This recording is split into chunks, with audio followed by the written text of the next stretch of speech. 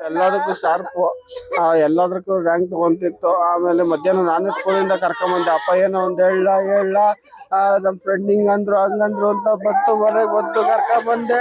ಆಮೇಲೆ ಸ್ಕೂಲ್ ಬಟ್ಟೆ ನಾನೇ ಚೇಂಜ್ ಮಾಡಿ ಆಟಾಡಮ್ಮ ಅಂತ ಬಿಟ್ಟಿದ್ದೆ. ಅಷ್ಟೊತ್ತು ನೋಡಿದ್ರೆ ಹಿಂಗಾಗೋಯ್ತು ಸರ್.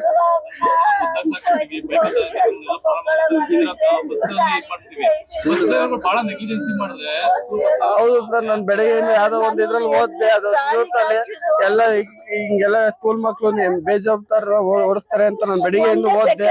ಆದ್ರೆ ಓದಿ ನಾನು ಹಿಂಗ ಆದ್ಮೇಲೆ ಗೊತ್ತಾಯ್ತು ಹಿಂಗೆ ಅಂತ.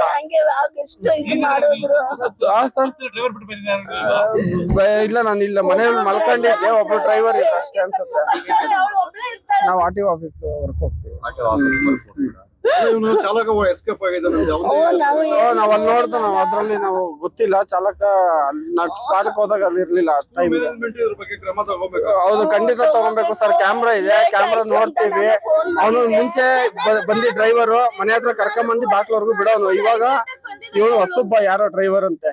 ಹೊಸಬ್ಬ ಡ್ರೈವರು ನಿಲ್ಸ್ಬಿಟ್ಟು ಅರ್ಜೆಂಟ್ ರಿವರ್ಸ್ ಹೊಡೆದಿ ಹಂಗೆ ಏನಾಯ್ತು ಅಂತ. ಹೌದು, ಕ್ಯಾಮ್ರಾ ಇದೆ, ಅದ್ರಲ್ಲಿ ಗೊತ್ತಾಗುತ್ತೆ ಸರ್ ಅದು. ಹಾ ಸರ್, ಹೌದು ಸರ್, ಹೌದು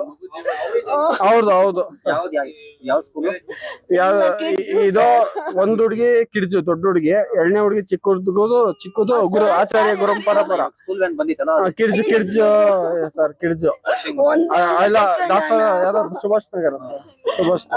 ಒಂದೇ ಸೆಕೆಂಡ್ ನಾನೇನ್ ಜಾಸ್ತಿ ಇಲ್ಲ, ಕಿಶೋರ್ ಅಂತ. ಬಂದಿದ್ದೀನಿ ನನ್ನ ಮಗ. ಸಂಪೂರ್ಣ ನ್ಯೂಸ್, ಇದು ನೊಂದವರ ಧ್ವನಿ.